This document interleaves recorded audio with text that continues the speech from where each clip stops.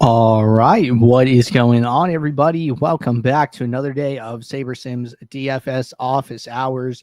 Today is Monday, March 31st of 2025, and looking ahead here, we had some early MLB action today. Nice early 4-game slate. Good luck to all of you playing that slate. That will be followed up by an 8-game main slate later this evening.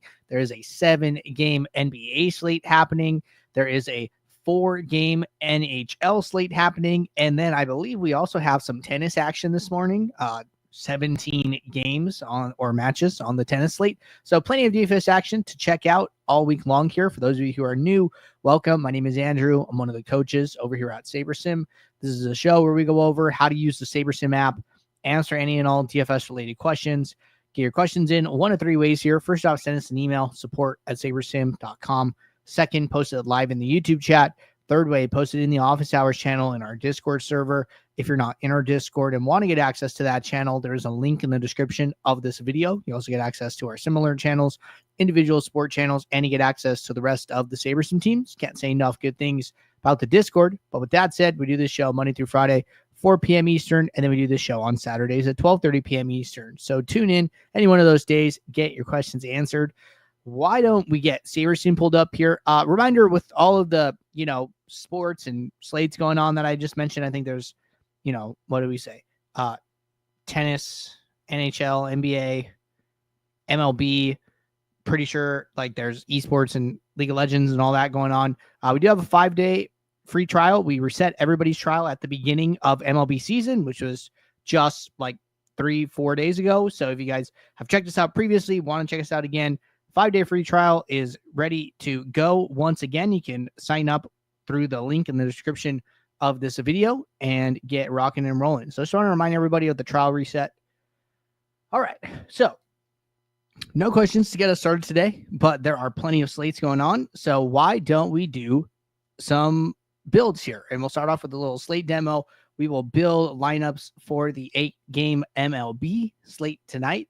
So if I were playing MLB today, what I would be doing is one thing I like to do here, right, is go and check the weather. So weather report for today, you got to remember there was a split slate today, right? So I'm pretty sure that these 3 games here were all on the early window. So like, okay, Minnesota, Colorado and Philly, Boston, Baltimore, all these non-relevant, right? So we do got to kind of go down here and look at the bottom side.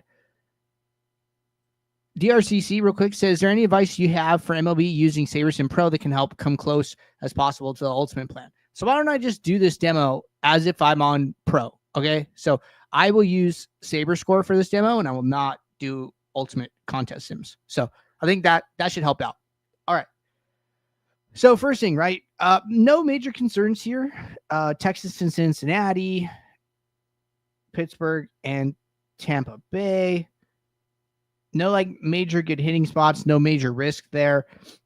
Cubs and the A's, scattered showers around, chance for a delay, winds out to center 10 to 15 miles per hour. Okay, so what I would do here, right, just like kind of seeing the chance for the delay, what time does this game start, right? That's going to be an important factor, because when it's the A's, it's going to be later. When it's, the Cubs, it's going to be Central Time, so that'd be a little bit earlier. Let's say like you have, you play some of their pitchers, and I don't know, like let's say that worst case scenario, it gets worse, it gets like delayed or it gets postponed. Well, you're not really going to have a good chance of like swapping those guys out, right? So what I kind of want to do is just come in here and like, hey, who's pitching? How much ownership do they have? How good of a play? Like, are they probably on the slate? And just get a sense that way. I would probably just go to pitchers and then just kind of compare them this way. So Ben Brown is like kind of a good play here. Well, I'm not going to say I'm saying good in the sense that like his ownership is like fair, 18%. The field's not dumb. It's not going to, just like jam like really bad pitchers. So him having like 18% ownership does tell me like, okay, he's getting some ownership here, and he might be somebody we want to consider leaving in our player pool. Hold on, sorry, my dog's barking. All right. Outside of that, Joey Estes here, right? A lot lower projected, lower salary, pretty low to like middling ownership. Give me one quick second here. Hold on, my dog's going crazy.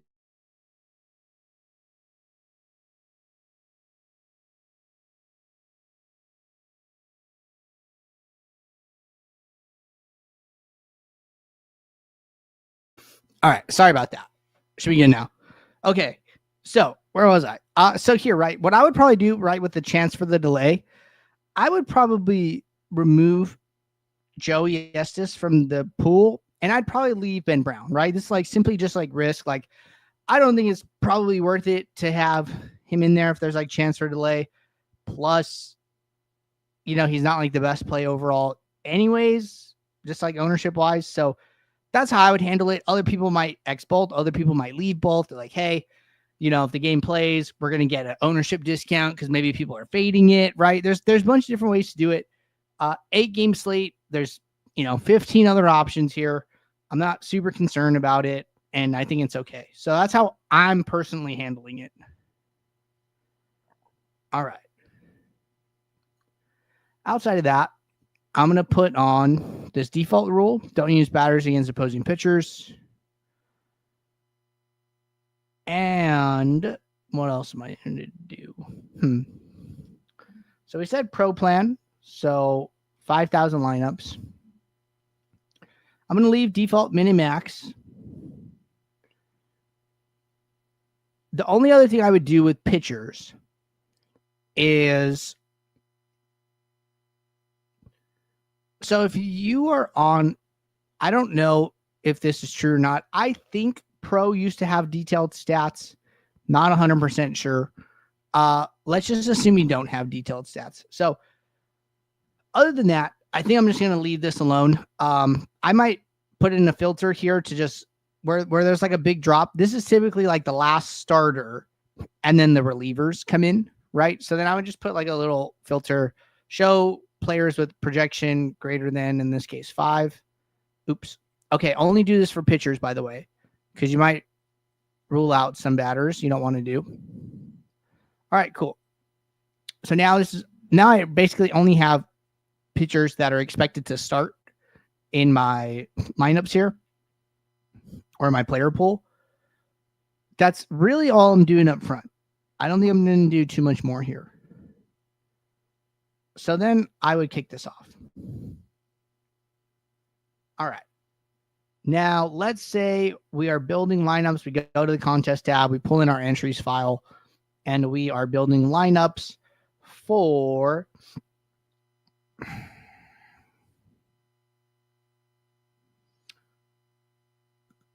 the 50-cent mini-max. Okay, so this will be our contest. We're not going to use the contest sim, but this will be the contest we're optimizing for. So 150 lineups, low stakes, probably a contest a lot of people are playing.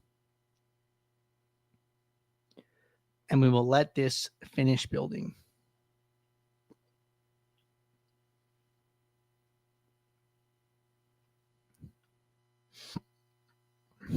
Almost done.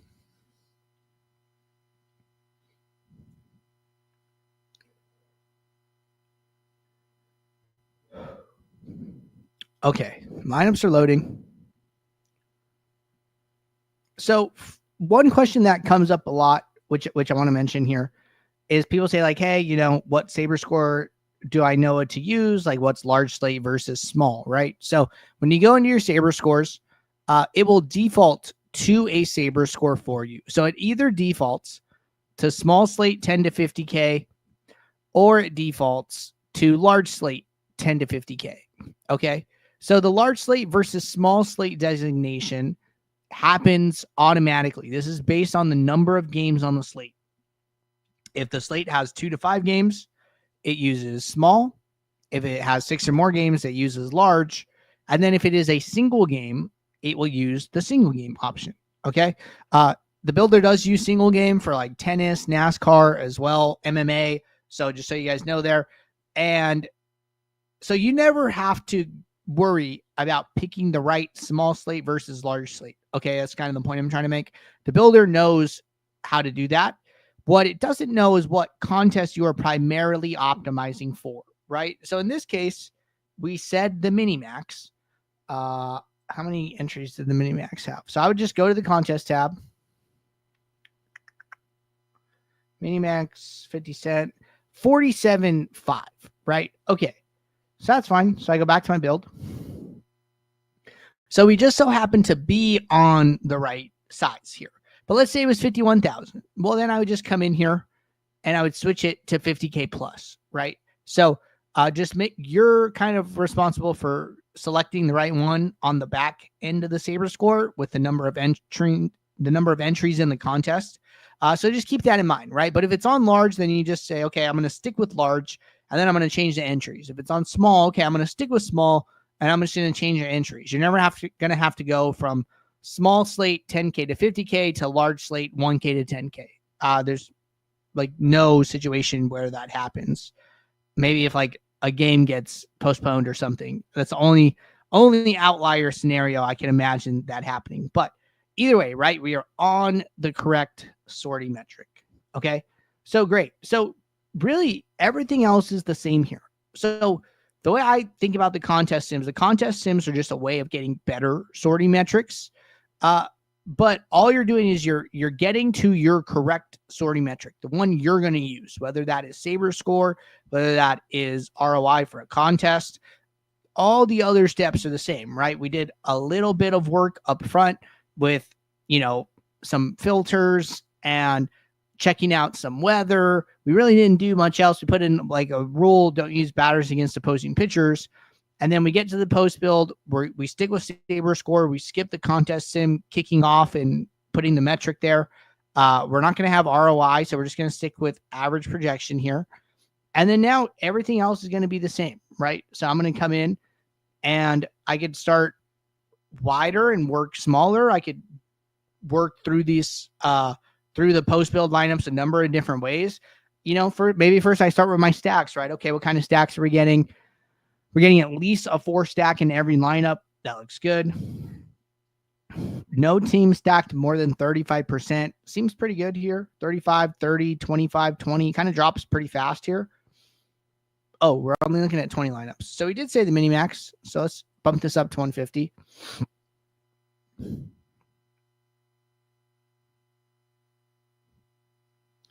But again, same steps, right? Okay, stack exposures. What is this? 34, 66, 80% plus of our lineups are 5 stacks. 12, 16-ish percent, 15% are 4 stacks. And then there's about 2% of our lineups are 3 stacks. I'm okay with this, right? I think it's okay to let a couple of those 3 stacks or less sneak in there. They're getting in there for a reason. The builder thinks they're viable, and you can tell how often it thinks they're viable, right? Well, 2% of the time you could probably find some good 3 stacks. That seems fine with me. So I think our stacks are good. Back to team stacks. Now the percentages are even flatter. We went from like 35, 30. Now our top stack exposure is 26% and 25. So this seems good, right? I'm not doing too much here. I'm just verifying though, right? Verify everything. There's like a saying, I think it's like, trust nothing, verify everything, or like something like that, right? So I'm checking all of like the stacks, right? I'm not changing anything, but I'm just putting eyes on it right before I click submit. So putting eyes on team stacks, putting eyes on stack exposures, right? Putting eyes on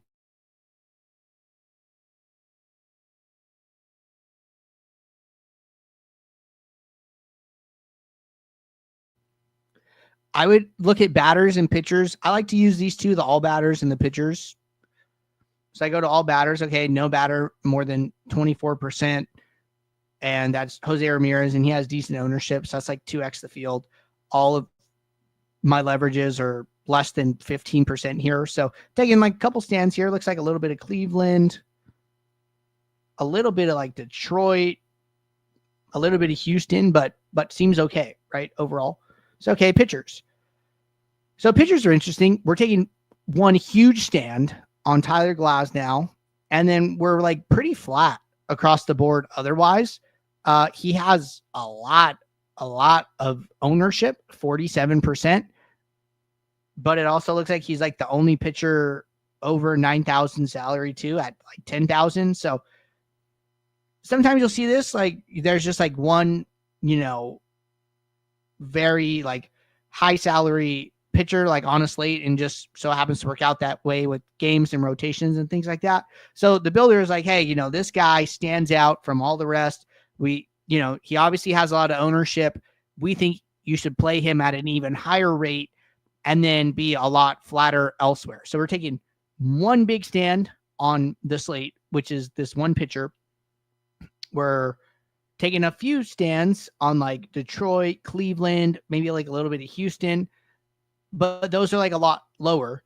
Notice I haven't even changed my uniques yet, right? Like I'm looking at my risk first and then trying to say, hey, do I feel the need to diversify, right? And here I think the builder's doing like a really good job of doing it without me doing anything, right? And, if you can get to a well-diversified set of lineups without changing anything, that's good, right? Because then you're sticking with the highest ranked lineups. You're not going further in the pool unless you have to, right? Like the builder is saying these are the best lineups. You can play them and you're happy with your risk. Great, right? I'm pretty happy with the risk here. I wouldn't feel the need to adjust my uniques. You could, but you don't have to either, right? So people are like, hey, how many uniques should I use? Is it okay to use one? Should I use 2 or 3? Do I need to max it out and then use one less than max? None of those answers are wrong. It just depends what you want to do. And like me, I usually come in here. I'm like, hey, I want to get some diversification. I usually end up with like half of the players in my pool. Like I'll like jump to 5, but like here, I looked at my risk first.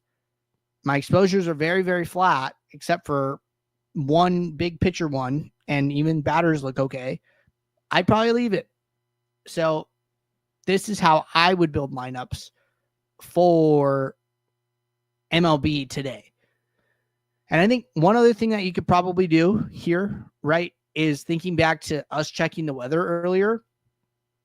I would probably like specifically look at how much exposure I have to Ben Brown and just make sure, it's okay to like to have him, right? But I wouldn't want him to be the player that I'm like taking this massive stand on, right? Like if he had Glasnow's ownership, or Glasnow's exposure, then I'd be a little bit concerned, right? It's like, hey, I'm taking a huge stand on this guy. There is like some weather risk here. Maybe I want to take a little lower of a stand on him, right? But here, 20% of him, he's 18% owned.